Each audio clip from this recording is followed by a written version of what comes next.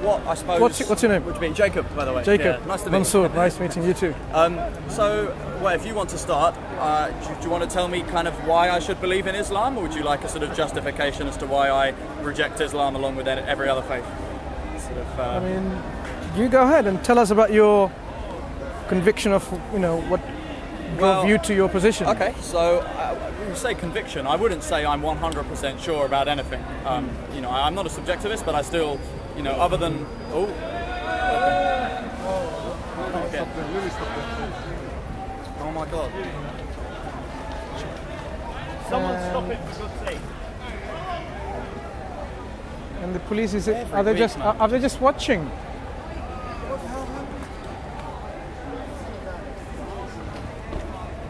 Two adults behaving like children. Yeah. Mansur. Should we, sorry. Are you going to edit the bits with the... all right. So, well, that doesn't happen routinely in the park. Yeah. But it seems to be sometimes these things get escalated. So, so I guess I would say I don't think you can be sort of 100% sure when you make claims regarding the supernatural, when you make claims about God, which is why I wouldn't say, I 100% know that there is no God, but I'm sort of suspicious of people who make claims of absolute certainty unless it's regarding mathematical truths. I mean, if you say that you're certain 2 + 2 = 4, that's a pretty solid, I wouldn't dispute that. But insofar as God or Allah is concerned, I sort of I haven't really seen any real strong argument. So I don't know if you want to begin with a sort of... What's the difference between arguments and evidence?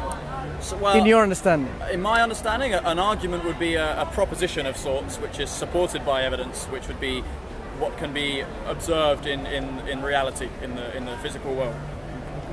Sure. So arguments can be supported or unsupported by evidence. So basically evidence is something which we should be looking for rather than arguments themselves, because arguments can have counter-arguments, and it could go into even the areas of rhetoric. Whoever is a bit more in rhetoric and they're eloquent, it may whitewash or smoke screen the whole issue. So evidence is what counts. Mm-hmm. I mean, you make arguments based on the evidence, but yes, you're you right, make you shouldn't you make arguments. You can make arguments neglecting the evidence. Sure, and that was, absolutely, sure. So evidence is very important. Of course. Sure. So in terms of this reality, does the reality exist? Is this something that we say we have evidence for? Yes. Without making say like, this is only an argument. So what? The statement reality exists. That we are real and the reality around us exists. Is this something that requires an argument, or is this something that's self-evident? I would say an objectivist would say existence is self-evident. Certainly mine is, to me, as Descartes says, cogito ergo sum. The fact that I'm able to ask that question means certainly that I exist. So I'd say 100% sure that I exist, 99.9% sure that you exist, talking to me. Yeah, so at least you exist. Yeah. Okay. And how did you come into existence if there were no cause to bring you into existence? Do you somehow accept that you can exist without any prior cause of your existence? Well, I would regard my parents as being my direct cause. And you go back as much as you can go? Okay, right. So, yes, I would say I would say I'm satisfied with my own existence without some divine creator. Without any God having made me in the beginning. I think it's reasonable. Sorry. Go on. So you're agreeing that you exist. Yes. And if the question is asked, how do you exist without something or someone bringing you into existence? Two possibilities. Existence like yourself, or things prior to yourself, could be rearrangement of matter. I mean, it could be just a rearrangement of matter. Essentially, yes. So are you proposing that matter essentially is eternally existent without any prior beginning?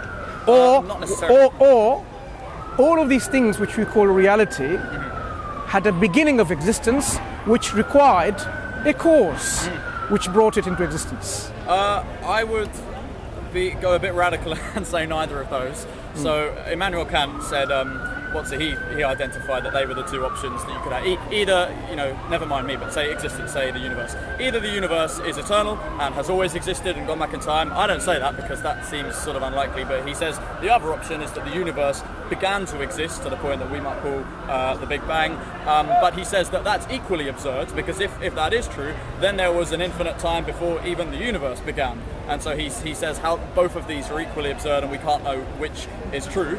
But if you look at recent developments in cosmology, and if you read Stephen Hawking's books on various sort of essays on time, in a brief history of time, he talks about a third option which solves the problem of a sort of eternity, which is that space-time can be finite but exist in a sort of no boundary condition.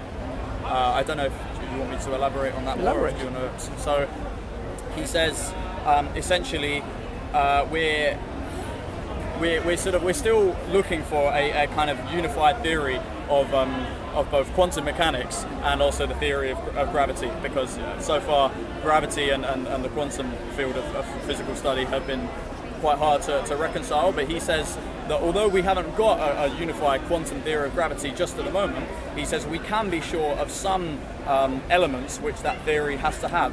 And he says one of them is Richard Feynman's proposal for a sum of histories of particles, and he says the other one has to be Einstein's idea of a sort of curved space-time. And when you bring those two together, which cosmologists, Feynman and Hawking and people he's written books with are pretty sure about, it would look like a curved Euclidean, which means four-dimensional space-time, in which there is no distinction between space and time, exist. And he says, and if you apply that, then if you use you add the numbers up in imaginary time, you are able to get a sort of space-time which is not infinite. It is finite, but it's in the same way that the Earth doesn't really have a boundary.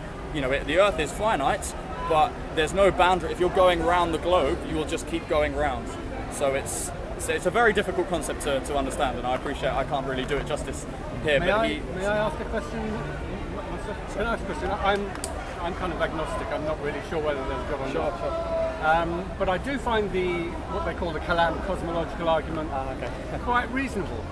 So which Kalam cosmological argument? Okay. Well, let me give my. Is it William Lane Craig's form of let me just give my understanding, simplistic understanding. I mean, basically the idea that everything has a cause, as far as we know, and if you keep taking that cause back, you'll just go on ad infinitum, and therefore it seems reasonable to leave it there. speculate that there may be a supernatural force that started it. Yeah, you can speculate that. Call it God if you want. Yeah. I mean, I'm not closed to the possibility. I'm not saying that is true, but I'm not denying it either. I mean, it seems to be a reasonable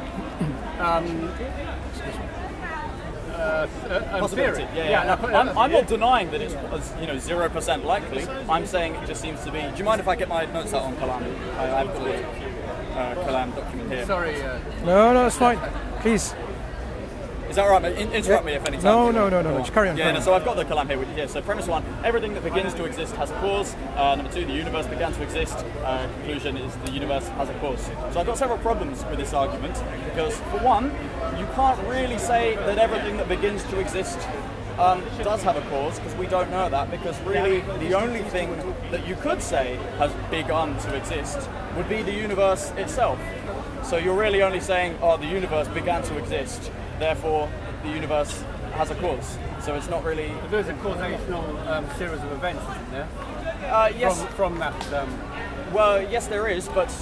Okay, so the way to solve that, either you have the sort of infinite, the eternal universe, which I don't believe in, by the way, because I think it could be a possibility, but I don't really sort of see it. But I think that if you've got this model of Euclidean curved space-time, that sort of solves your problem of having an infinite regress, because the theory of gravity itself predicts that its own predictions break down at the quantum level, and thus at the Big Bang, and so we would sort of cease to know how time. Basically, prior to the Big Bang, any any occurrences before the Big Bang would essentially be meaningless, and you wouldn't be able to predict what came after the Big Bang because there was such a breakdown of the theory of relativity. That's not a great way to explain it. Can I give you my sort of reverse cosmological argument? So I have to confess this is not mine. But so premise one: nothing which exists can cause something non-existent to begin existing.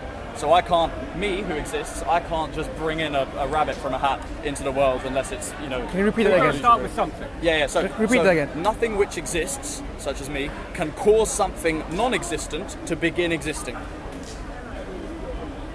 Yes, but that's something that exists in this physical material world. Sorry? That's something that exists in this physical material world. What the about rabbit? Yes, what about something that exists outside of this world? Well, can you bring something in from outside the world into this world? Or? Not within the parameters of the physical world as we know. But in the cosmos, you're saying it's possible. Perhaps outside of the cosmos, but on another deeper level, with what you've said, do you agree that the universe has got consciousness? Has got consciousness. I had this discussion with Sid a couple of weeks ago. Does the universe have consciousness? Yeah. Insofar as we have consciousness and we're part of the universe, yes. Insofar as, unconscious objects, no, of course they don't have consciousness. By definition, the fence does not have consciousness, and that's part of the universe as well. So, does consciousness exist in the universe? Yes. But And what do you think is the source of consciousness?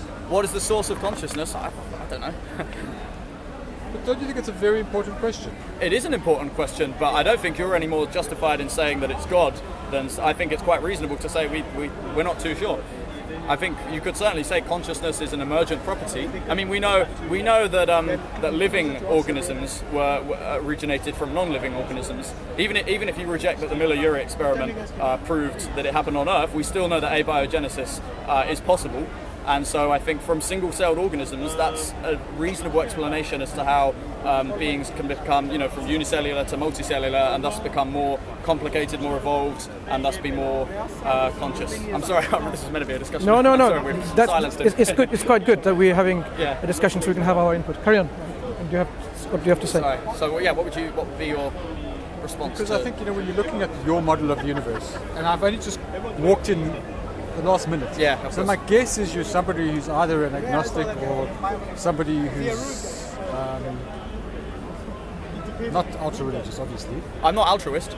And then you're obviously not religious. I'm not religious. No. So Yes. the thrust of your argument was physicality, and you're basically arguing against the existence of the God. Yes. And the comeback, there are all sorts of arguments that people can throw at you. Yeah, But the yeah. one that I think is the most difficult for you to hurdle over is consciousness. It's the fact Okay, that right. you are now conscious. Because yeah. like if the universe just existed as it is, that's quite amazing. But if the universe exists with consciousness, that's even more extraordinary. It is. Yeah. What is consciousness exactly? I mean, I'm not trying to be funny. I mean, No, it's a I great actually question. genuinely want to know what It's a exactly. spectacular question. I agree. It's not so easy to define. So we think about. I could throw it back at you and say, who's asked the question? Right? Who has actually asked that question? Me. And who are you when you say me? Is it your mind, or is there something else there? My mind, I guess. I mean, I don't know. I mean, I don't know whether you've read any of Yuval Harari's books. Yes, I have. Yeah. I think he talked about consciousness briefly, and he was saying that, I mean, there are various views, and one of the views is that it's just a lot of neurons firing off and giving this, if you like, an illusion of something, I'm not inclined to subscribe to that thesis. Sorry? I'm not inclined to agree with Yuval Harari. But I'm he not puts saying it I down- agree and either. I imagine you're very much on the same page as Yuval Harari. Well, is he arguing against free will? No, it's not against free will. It's basically saying there's no such thing as consciousness. It's just your mind is a very, no. very complex thing. No, I think your brain consciousness exists. is an incredibly complicated thing. He thinks consciousness doesn't exist, though, does he? I Only think that within was your one mind. of the views that he was giving. I don't necessarily agree with him either. Yeah. But I don't know. I just don't know. Well, Rand identified consciousness as one of the three primary axioms of, I guess you could say, logic or the material, along with existence and identity. So you have existence, which predicates consciousness, and then you also have identity. These are the three. I think she called them the sort of basis of knowledge, really, because you know in order to have consciousness, you have to first exist, and then with that comes a sense of identity, in that you have, because we're finite beings, we have a certain identity, we have specific attributes, and then from that is the foundation on which you can build a sort of understanding. You know, you use your reason to to assemble knowledge in reality about what is best for your own survival, and that comes the pillar of self-interest, and from that's where we that's how she sort of reasoned that But capitalism why are you was conscious right now? So from a religious perspective, from an argument of a religious person, every moment in consciousness only exists because you were conscious the immediate moment before. Right? Going back infinitely. Not infinitely, no. I wasn't conscious before I was born. Well, how do you know? Sorry? You think I was conscious before I was born? I think the fetus is it's a functioning corpus Can you remember? Well, so one second. The fetus. Sorry, I should have said before I was conceived, really. But you're right in that the fetus gains consciousness. Scientists think about 24 weeks in. In 24 weeks in. Before 24 weeks, they're not conscious. But okay, before I was conceived, then I should say. But you see, nobody can actually remember accurately their very first conscious moment. You can't remember the very first time you were conscious. No. But essentially, what you're saying is consciousness is an emergent property of the rearrangement of the function of matter. That's what you're proposing. Because consciousness didn't come from anywhere. You're saying matter is there, they're rearranging themselves in their proportion, whether you want to go to the micro level or the quantum level. This rearrangement gives rise to the level of consciousness. The fact that this is matter, this fence, and you're matter too, but the rearrangement of this fence hasn't happened to the level that it happened to you. Okay, that's what consciousness emerged. Okay, I find it is extraordinary in sort of accepting this kind of claims. Just matter can just simply rearrange by themselves. It doesn't just simply rearrange. It's not spontaneous. So this rearrangement.